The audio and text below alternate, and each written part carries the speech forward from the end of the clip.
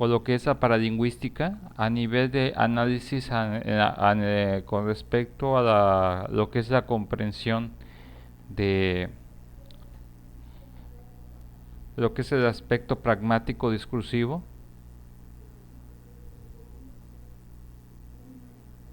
¿Sí quedó claro si estamos en el mismo canal? ¿O todavía tienen alguna duda con respecto a eso?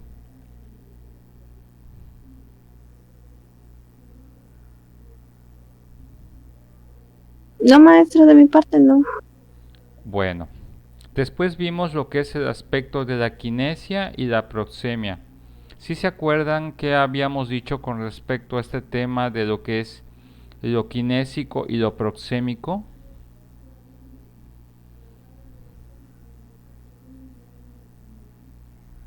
En la kinesia, pues estamos hablando que eran posturas rígidas o cerradas y que es relajada o son abiertas, Ujú. dependiendo.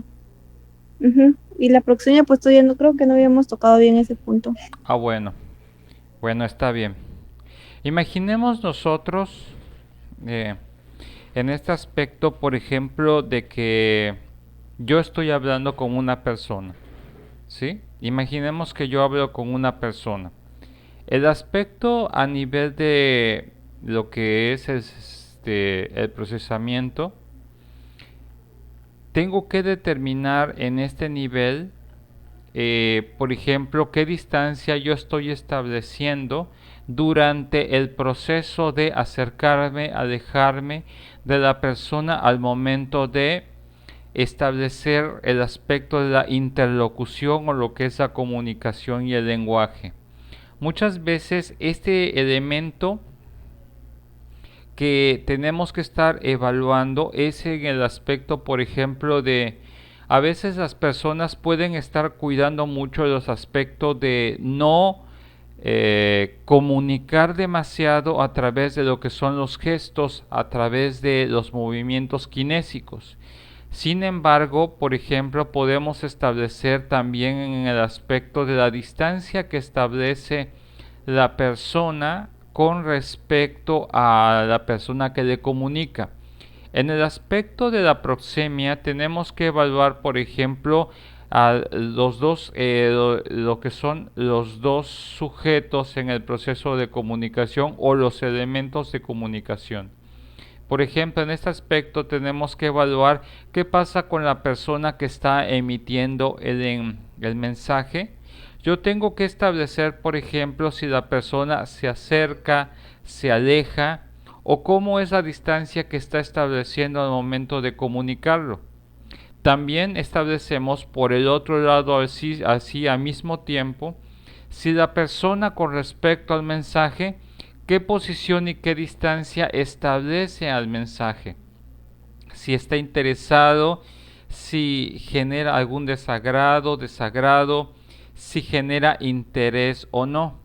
Muchas veces, por ejemplo, eso lo podemos evaluar muy fácilmente porque las personas que normalmente manifiestan un grado de interés tienden a acercarse, como un cierto fenómeno de física donde la fuerza electromagnética tiende a traer, por así decirlo, como si yo utilizo este ejemplo para ejemplificar a lo que se refiere. Cuando hay una conversación en el cual tanto la persona como él, en este caso lo que es el emisor y el receptor, están entablando una comunicación en el mismo nivel, yo puedo determinar a través de la proxemia, por ejemplo, que normalmente el estrechez de la distancia que establece la persona entre una y otra me va a comunicar, por ejemplo, el interés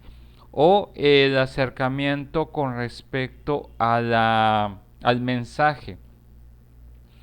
Pero si la persona se aleja o establece una distancia significativa, puede determinar, por ejemplo, que la persona o no está interesada o le está desagradando lo que está escuchando. ¿Hasta este momento hay algún comentario, alguna duda?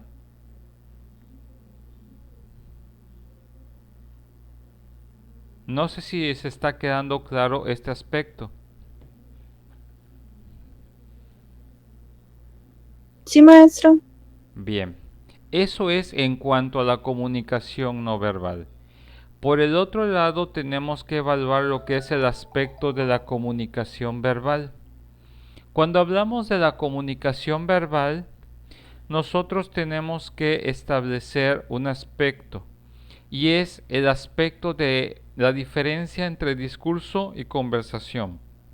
En primera instancia, cuando nosotros hablamos del tema de lo que es el discurso, vamos a ver algunas características que normalmente debemos de identificar al momento de analizar el proceso para es el aspecto pragmático de la comunicación. Por ejemplo, en el discurso, por lo general, vamos a observar, por ejemplo, algunos aspectos de, en el discurso, vemos lo que es la intención. Otro de los aspectos que en ese aspecto sería lo que es el significado convencional.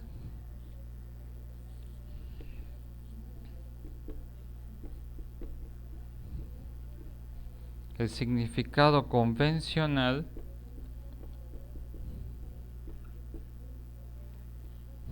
Otro de los aspectos que hay que evaluar son los actos del habla.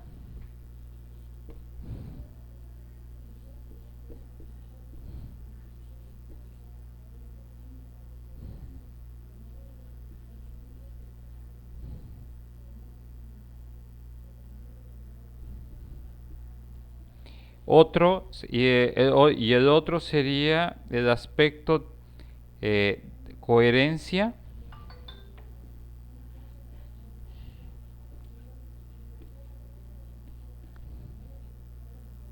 Y el aspecto de la relevancia.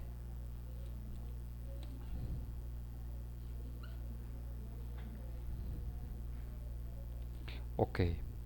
Con respecto a estos puntos que vamos a observar en relación a lo que es el tema del discurso, yo tengo que evaluar, por ejemplo, la intención comunicativa. Muy bien.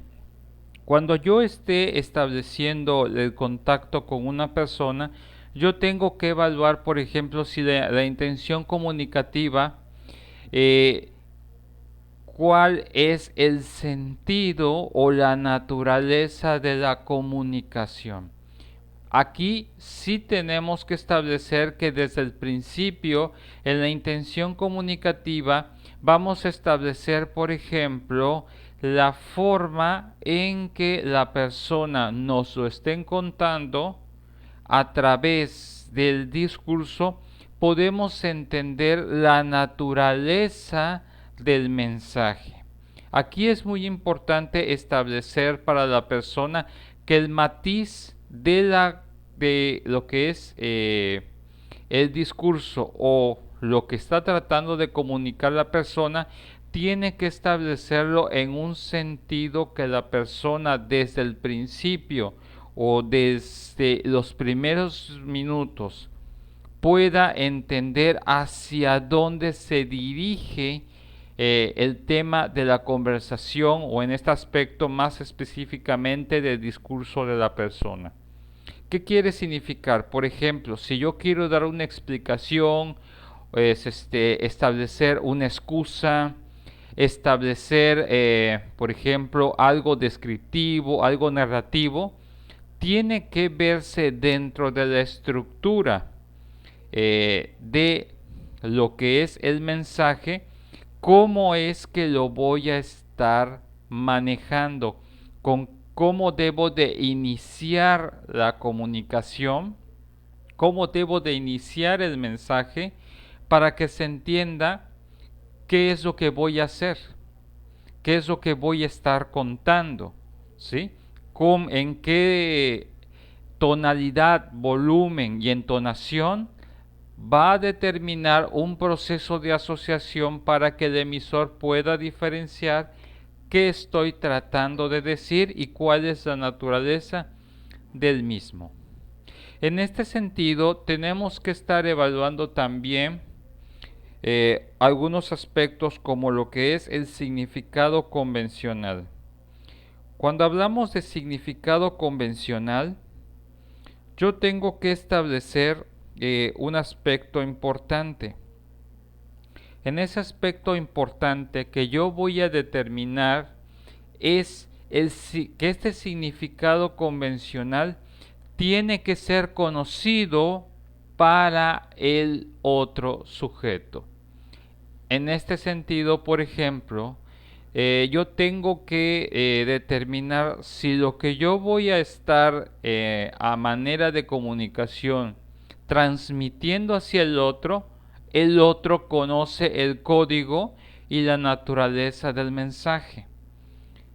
Por eso es importante que muchas veces, por ejemplo, existen diferentes tipos de discurso. Dice el discurso político, el discurso ideológico, el discurso religioso, el discurso de agradecimiento. Todo eso tiene que entenderse bajo el entendido que el receptor tenga la capacidad de codificar la información y pueda entender bajo qué ámbito y el uso de las palabras lo pueda estar entendiendo y comprendiendo. Muchas veces, por ejemplo, el hecho de que algunas personas cometan algunos errores es que muchas veces en su discurso, ya sea escrito o hablado, no puedo asumir que el otro automáticamente me va a comprender si yo no conozco o me cercioro que el otro, en este caso el receptor, tiene conocimiento de las partes y claves significativas de dicho discurso. ¿Qué significa? Por ejemplo, como en el discurso político, yo no puedo establecer un discurso político a no ser que las personas o personas a las cuales está dirigido ese discurso conozcan la naturaleza, la jerga de vocabulario y el léxico que se maneja para interpretar lo que se nos está comunicando. En ese aspecto, por ejemplo, si yo no conozco el ámbito de comunicación discursivo de lo que es, por ejemplo, la política, es muy posible de que yo escuche simplemente una serie de palabras y enunciados, pero no comprenda los significados convencionales que se están estableciendo en ese discurso. No sé si alguna vez ustedes han ido a algún debate político o han escuchado algún debate político. ¿Alguna vez han visto algún debate entre políticos?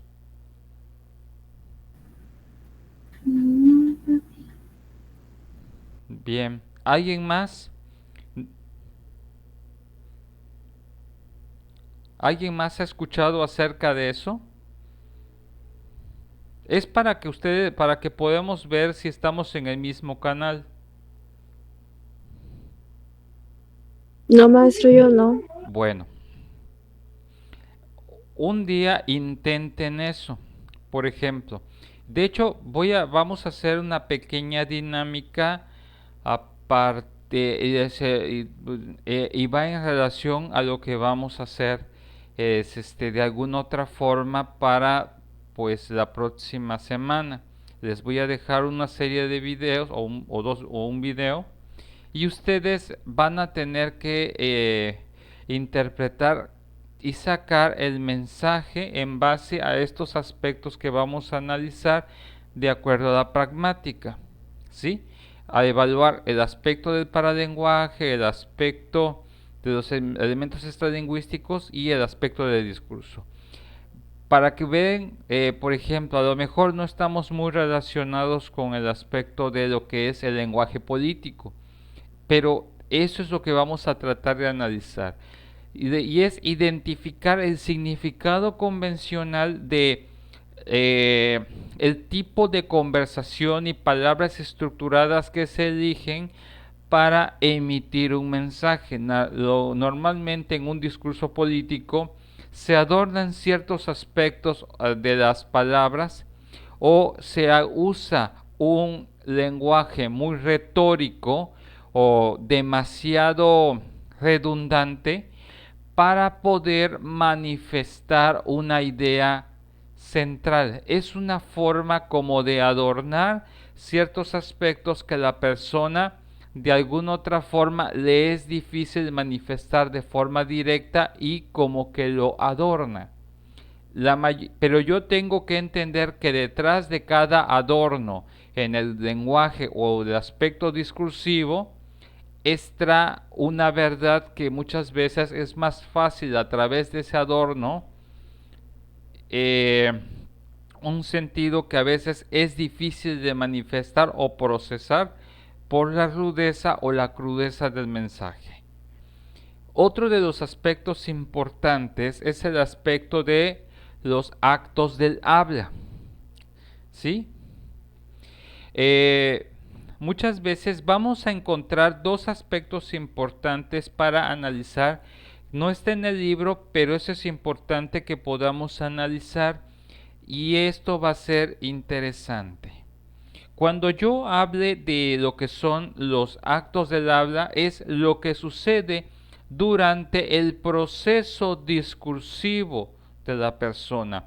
Normalmente en los actos del habla vamos a tener dos tipos de fenómenos, lo que es el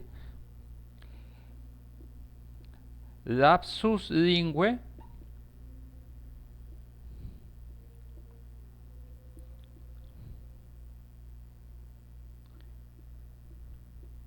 y el lapsus calami. Bien.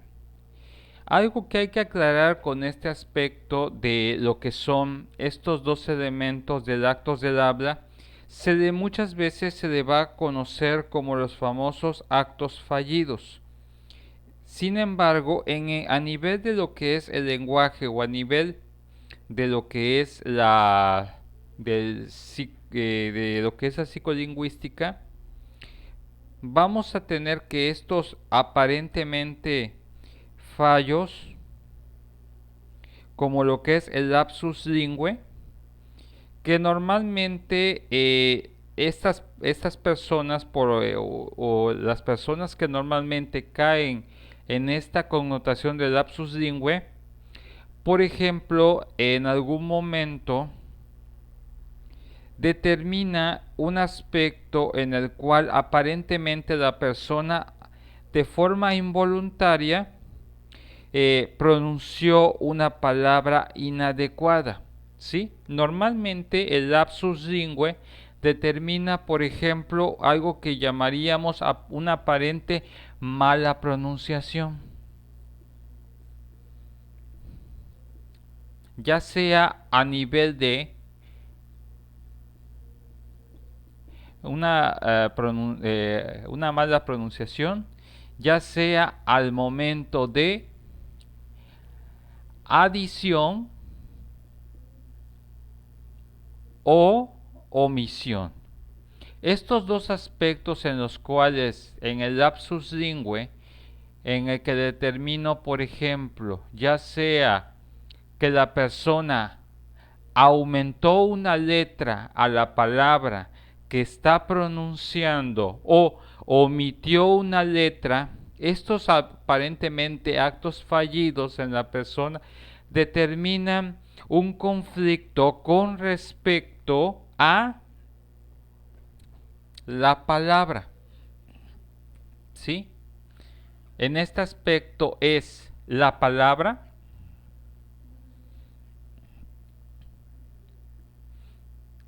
a nivel psicológico, la persona le está generando un conflicto.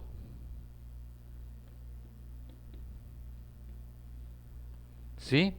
No es que la persona no lo pueda pronunciar bien, ¿sí?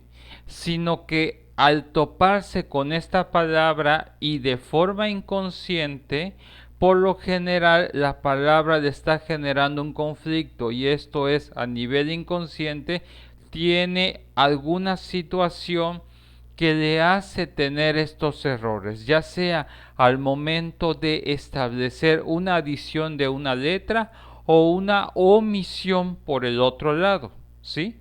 Así lo analizamos desde el aspecto psicolingüístico, el lapsus lingüe.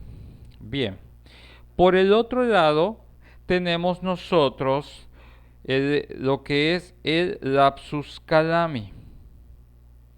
¿Qué es el lapsus calami? ¿Sí?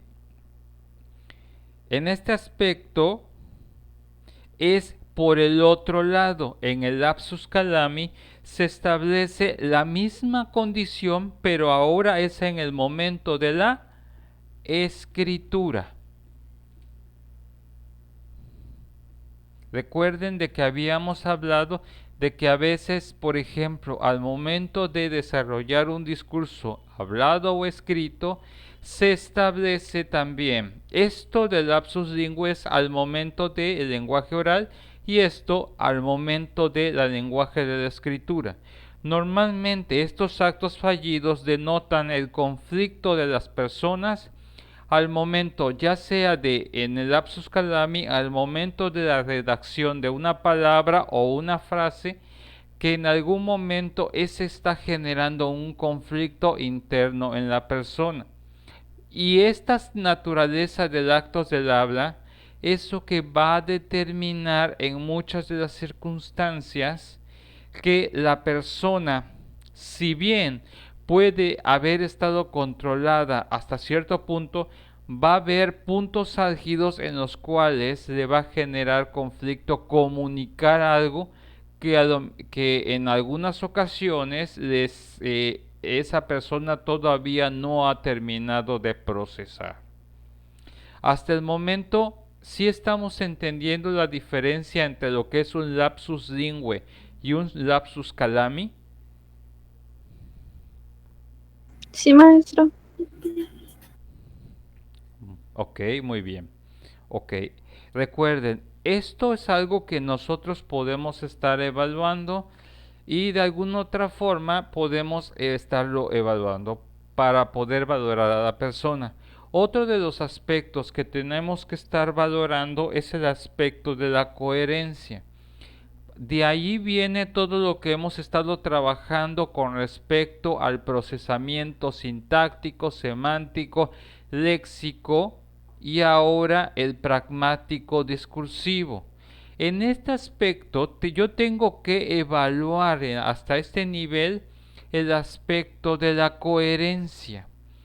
Aquí establecemos cuando la coherencia establece un patrón organizado de ideas que establecen una idea central, una introducción, un desarrollo,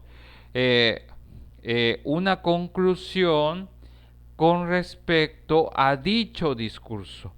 De alguna otra forma, la mayoría de los discursos tienen que establecer el aspecto de la coherencia en relación a que se encuentre libre de actos o fallas, el actos del habla, que tenga un significado convencional accesible a todas las personas, en los cuales se entienda el lenguaje subyacente, ya sea por las terminologías o la forma de desarrollar el mensaje, que lo puedan entender tanto la persona que lo habla como la persona que lo escucha, y tiene que ir en relación con el aspecto de la intención comunicativa que se intentó desarrollar.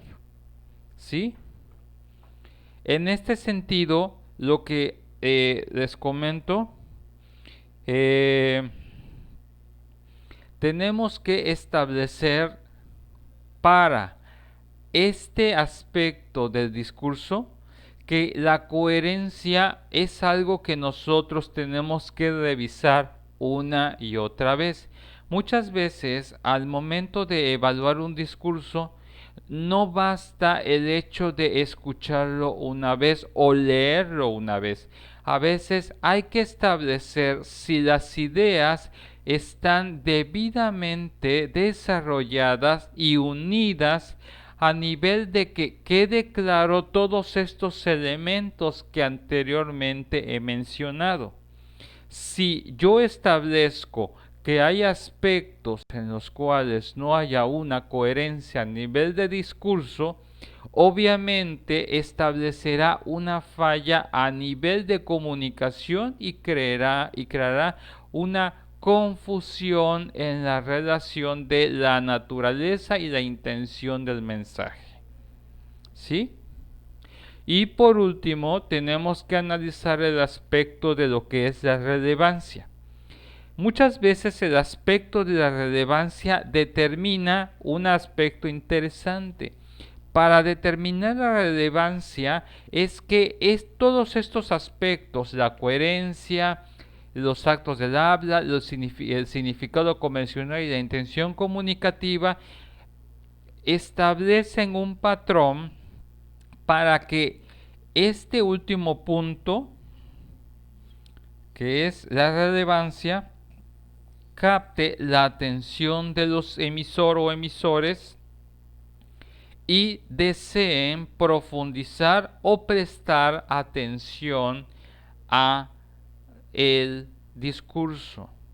El aspecto de la relevancia también está determinado por la manera de conllevar el mensaje o la comunicación para transmitir a través de estos elementos, partiendo de los aspectos que son el aspecto introductorio, el aspecto de preludio, el aspecto del clímax del mensaje, para determinar un aspecto conclusivo y concluyente, y de alguna otra forma es puntual y concreto lo que trató la persona de comunicar.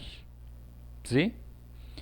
Muchas veces de ahí determinamos, por ejemplo, que la relevancia debe de caber bajo la satisfacción de lo que la persona trató de comunicar o trató de manifestar, y también en relación del emisor, de que pudo sentir y establecer la satisfacción que dicho discurso pudo satisfacer las necesidades informativas del mismo.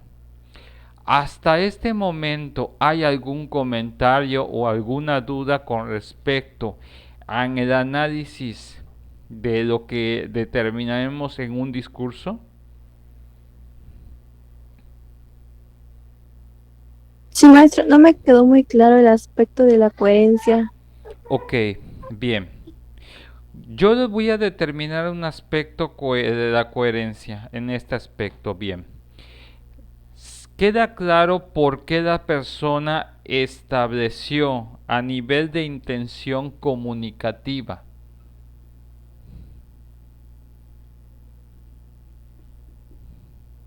En primera instancia, la intención comunicativa quedó claro de lo que intentaba la persona es informar hacia una persona o sea un grupo de personas.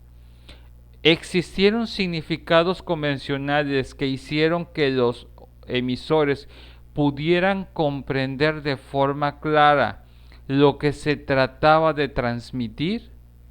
En los actos del habla hubo la ausencia de lapsus lingüe en el caso de que sea oral o lapsus calami en el caso de la escritura.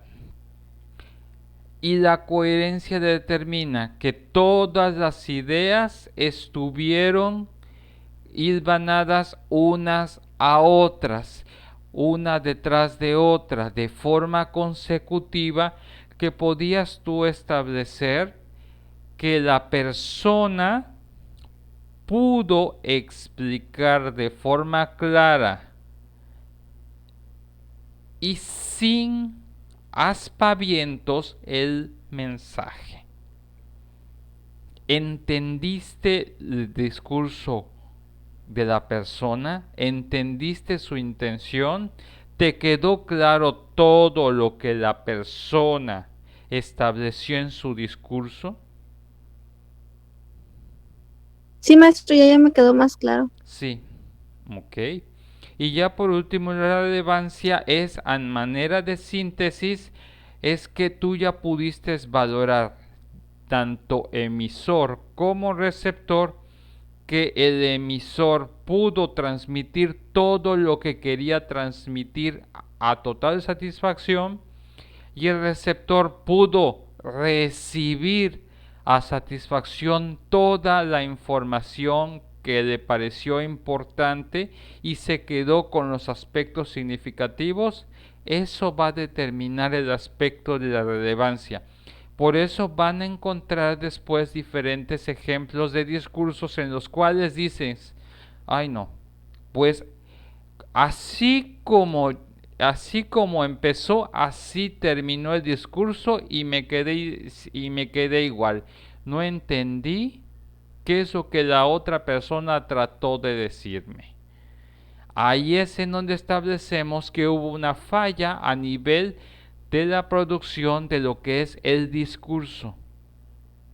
¿Sí? Cuando sientes que no te llevaste nada y la otra persona no pudo establecer su orden de ideas y por lo cual el discurso fue fallido. Bien, entonces hasta aquí es con respecto al tema del discurso. Bien, ¿puedo borrar para explicarles el otro punto importante que debemos de estar analizando?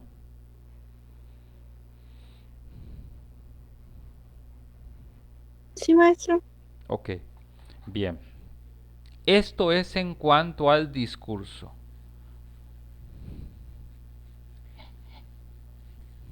Muy bien. Lo interesante de esto, recuerden, ya hemos pasado de los niveles más prácticos, de los niveles más técnicos, estos son los aspectos más prácticos que ustedes van a encontrar.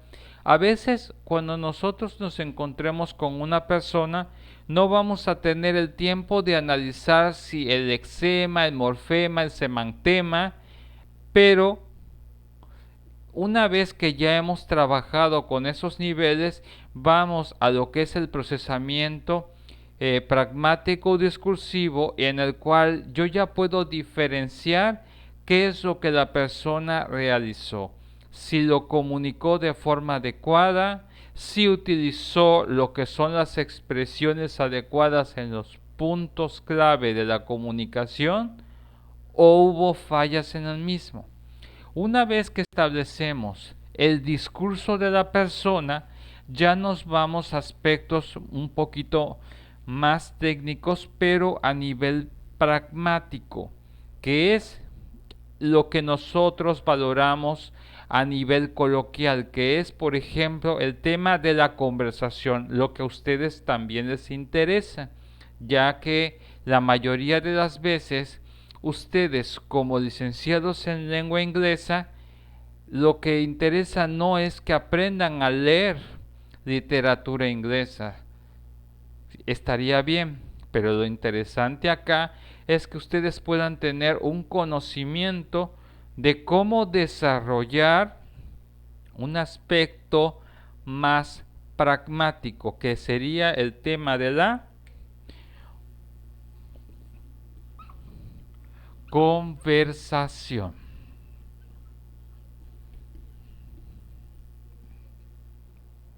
En el aspecto de lo que llamaríamos nosotros la conversación, yo tengo que establecer algunos puntos importantes. Entre ellos, tengo que determinar que la persona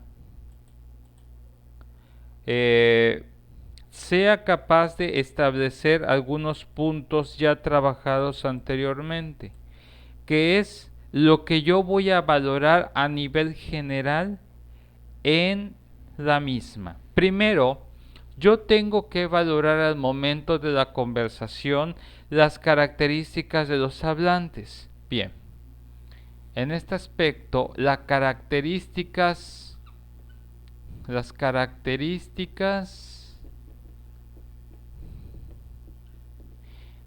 de los hablantes. ¿A qué nos referimos con las características de los hablantes?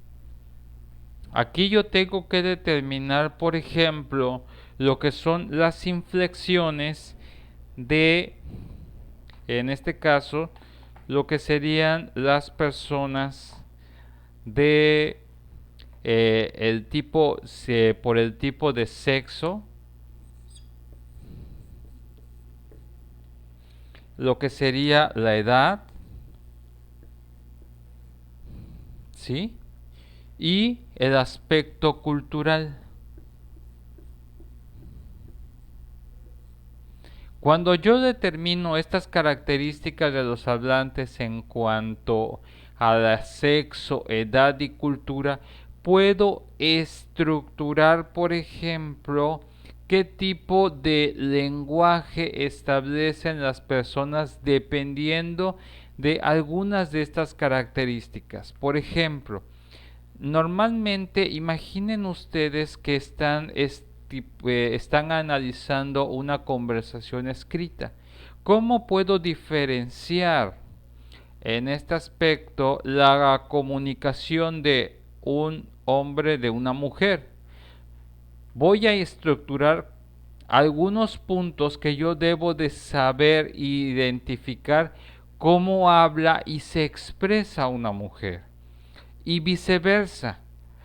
Eso me va a servir de comparación para establecer qué aspectos son los más comunes que usan por el otro lado las personas de otro sexo. Otro de los aspectos que normalmente van a determinar en este aspecto el sexo va a determinar las características de los hablantes, es algo a nivel de género. En la edad vamos a determinar, por ejemplo, de tipo generación. Bien. Y a nivel cultural hablamos de aspectos, pues obviamente sociales. Sociales, históricos.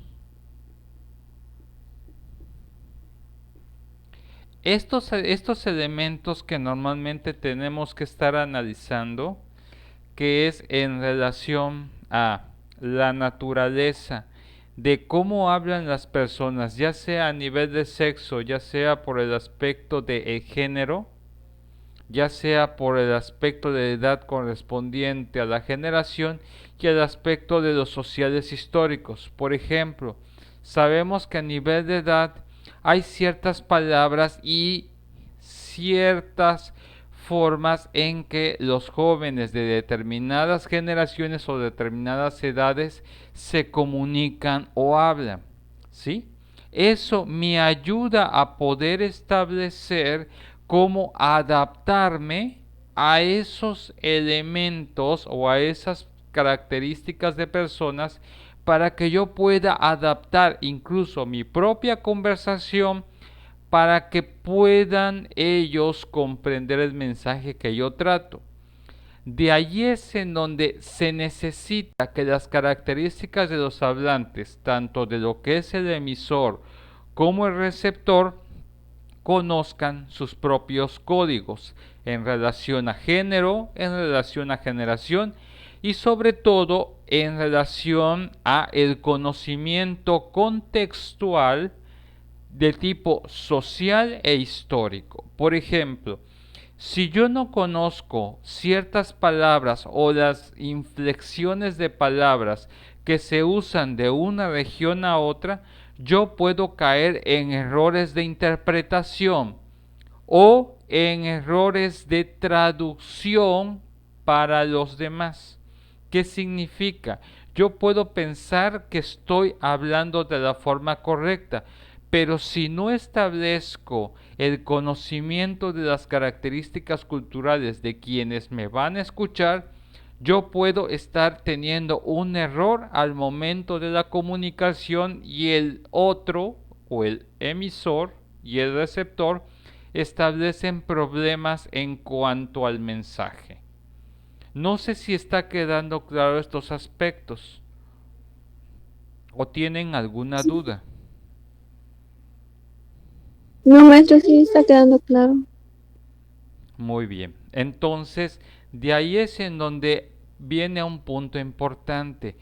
Tienen que estudiar antes de hablar, tienen a nivel de lo que es el estudio de la pragmática, tienen que estudiar a las personas para saber y en cuanto a sus antecedentes, de las características de ellos, para saber cómo iniciar la conversación dependiendo de estas características para que el mensaje sea asertivo y libre de malas interpretaciones.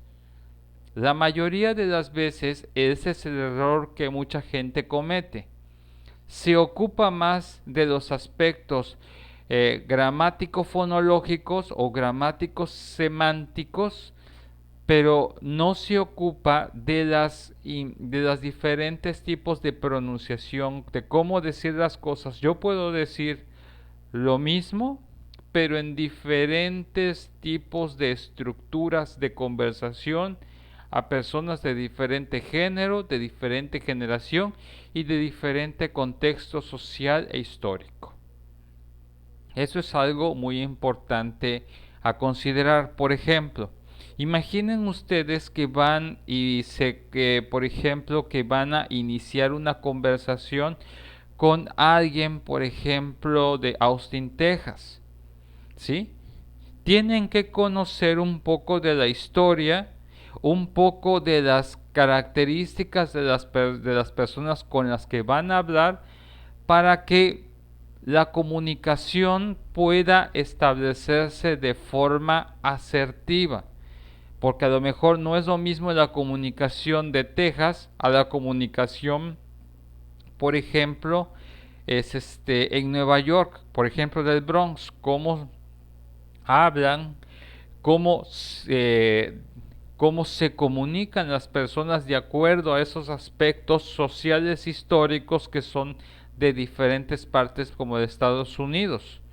Y a lo mejor utilices ciertas palabras que puedan interpretarse de forma inadecuada de un extremo a otro del país vecino anglosajón.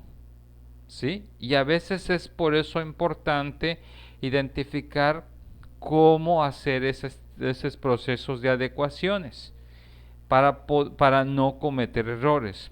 O una vez que yo ya he establecido este aspecto de lo que son las características de los hablantes y estos aspectos, yo voy a establecer el siguiente aspecto.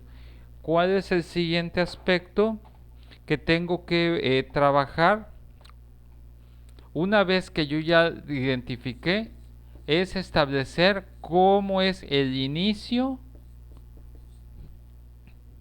de la conversación. En este aspecto, parece algo sencillo. Sin embargo, si ustedes se dieron cuenta, en relación a al punto anterior, ¿cómo inició la conversación por ejemplo,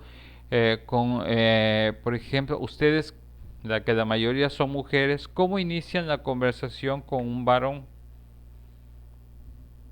¿Cómo inician la conversación con alguien que tiene 13 años? ¿sí? ¿Cómo inician la conversación con alguien que no es de la misma cultura en la que tú creciste o la que tú te formaste? ¿Cómo inicias la conversación a nivel cultural con el otro? Eso es importante.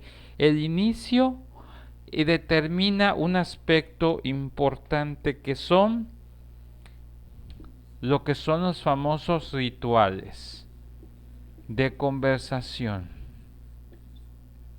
¿Qué haces antes de emitir la primera palabra? ¿Sí?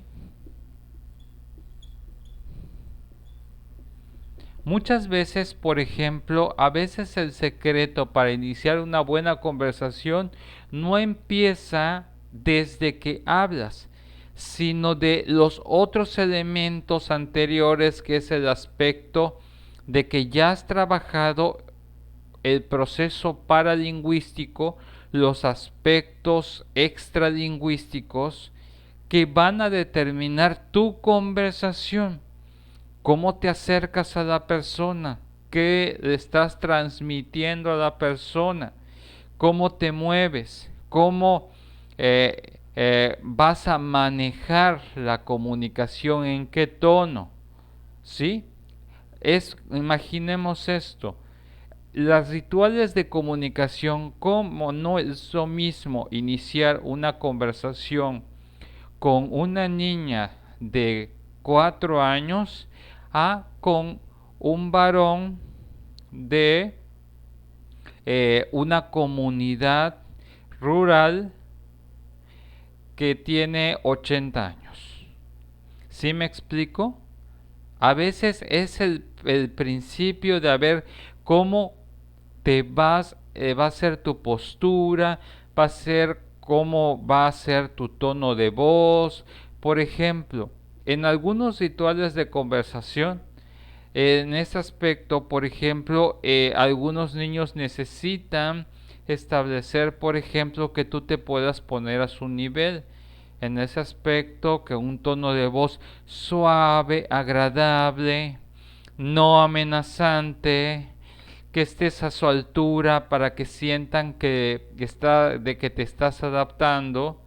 Y algunas personas de ciertas zonas rurales necesitan manejar, que uno se maneje de forma sobria, con un saludo muy respetuoso e incluso ceremonial. Y todo ese aspecto establece un inicio de conversación. Algunos niños, al igual que algunas personas mayores, necesitan, antes de darte el mensaje o responderte un mensaje, necesitan establecer un nivel proxémico en el cual ellos sientan que van a poder establecer una zona segura porque no te conocen. ¿Sí? Y ese ritual de conversación, de cómo inicias, es lo que va a determinar el éxito de los siguientes partes. ¿Sí?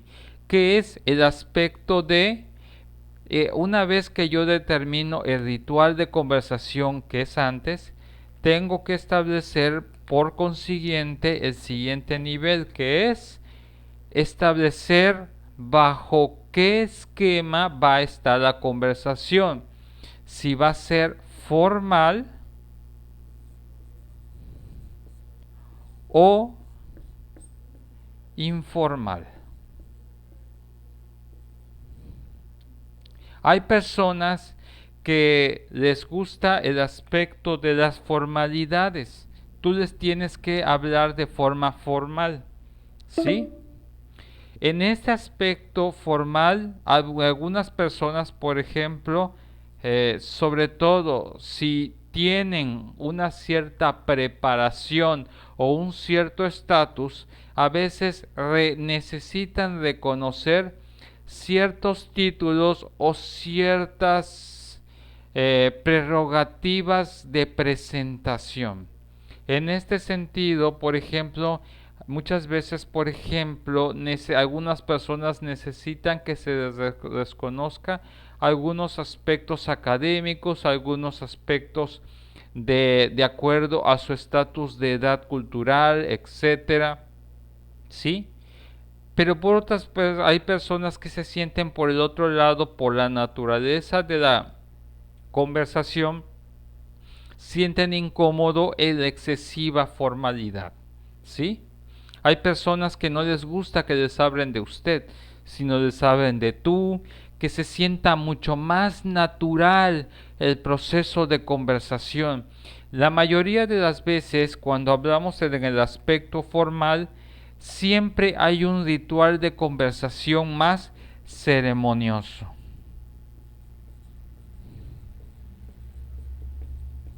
Como que hay mucha parsimonia, hay mucha preparación. Y en el informal encontramos que debe de sentirse de forma prácticamente automática y relajada.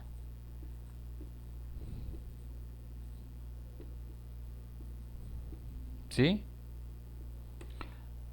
Para establecer estas características de acuerdo a las características de conversación. ¿Sí? En este sentido, va a ser muy importante que yo establezca en cuanto a la conversación unos puntos importantes. Una vez que yo ya aprendí a establecer lo que es el aspecto de la formalidad o informalidad en una persona, ¿puedo borrar? ¿Sí o no? Sí, maestro. Sí. Bien. Una vez que yo ya establecí este aspecto de la formalidad o informalidad, tengo que trabajar con el aspecto de cómo va a ser el mantenimiento o cambio de tópico. En este aspecto de lo que es el mantenimiento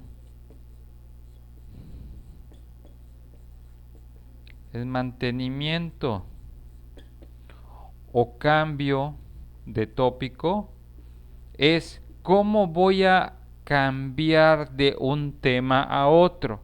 O si mantengo el tema, ¿cómo puedo establecer el mantenimiento del tema? Si yo necesito que la persona pueda establecerse sobre el mismo tema. O por el otro lado, la habilidad para que yo pueda, sin que se sienta forzado y se sienta natural, se puede establecer el cambio de los temas en la conversación. ¿Sí? Esto es algo bastante importante que yo tengo que estar estableciendo. Después que yo ya determiné el mantenimiento del cambio, también tengo que establecer los famosos turnos. El turno de conversación. Hay personas que no parece que hablan, parece que cacarean. ¿A qué me refiero con eso, muchachos? ¿Han visto el término de cacarear en lugar de conversar? Hay personas que todas hablan al mismo tiempo y por eso nadie se entiende. En una conversación se tiene que establecer el aspecto respetuoso de los turnos de conversación. Esto se da no por el hecho de solo establecer un aspecto de respeto, sino para que no se pierda el nivel de comprensión de un mensaje, de una respuesta, de una pregunta y así sucesivamente. La mayoría de las personas que creen que están conversando pero se interrumpen, establecen un fallo a nivel de conversación porque hay elementos que se pierden en el espera del inicio de la conversación y la interrupción del otro. Y por lo cual la conversación puede perderse y puede verse de alguna otra forma con cierto ruido. Y muchas veces podemos malinterpretar ciertos aspectos, ¿sí? Otro de los aspectos que tenemos que trabajar con respecto a la conversación es el cuidado sobre los solapamientos.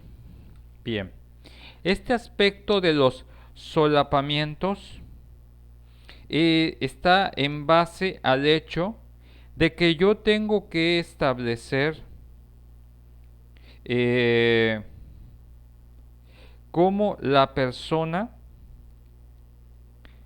va a estar manejando ciertos temas. ¿Sí? En este aspecto, lo que voy a determinar es cómo voy a poder ordenar, ¿sí? En este aspecto, cómo voy a estar manejando la información. Eso es con relación a solapar. No es como por el hecho de decir que hay ciertos temas o ciertos tópicos que yo tengo que manejarlos en diferentes tipos de tono. ¿A qué me refiero con tono? Hay ciertos temas que hay que saber cómo tocarlos. El solapar está muy relacionado con tener tacto al momento de establecer la conversación. ¿Sí? Eso es algo muy importante que yo tengo que estar estableciendo con respecto a este tipo de aspecto del análisis. ¿Sí? Y obviamente no dejando afuera el cuidado y el manejo de lo que son los silencios. Los silencios establecen muchas veces, por ejemplo, ciertos mensajes implícitos, ya sea de atención, ya sea de afirmación, de expectación, y muchas veces los silencios determinan la manera en la que yo estructuro mi conversación. Si yo puedo establecer silencios, ¿qué significan cada uno de estos silencios en relación contextual al mensaje que estoy estableciendo? Y por el otro, ya para finalizar, el aspecto cómo es que yo termino la conversación, la finalización. De alguna otra forma tiene que terminarse con una idea o una conclusión toda la conversación para que sienta o se manifieste que se terminó todo el tema o el grupo de temas a tratar. Esto es lo que hablaríamos en lo que se refiere a un ejercicio como de conversatorio. Bien, me queda unos minutos de grabación. Les quiero comentar algo. Voy a subir una tarea para que ustedes la analicen. Voy a subirles un video y lo que van a ustedes hacer en estos días es analizar los aspectos de paralenguaje, los elementos extralingüísticos discursivos y cómo se manejó la conversación. Es una entrevista y ustedes quiero que me hagan el análisis en base a estos temas que hemos visto. ¿Estamos de acuerdo? Les quedan unos segundos. ¿Sí o no? Sí, profe. Sí, maestro. Bueno, entonces se lo subo y así quedamos.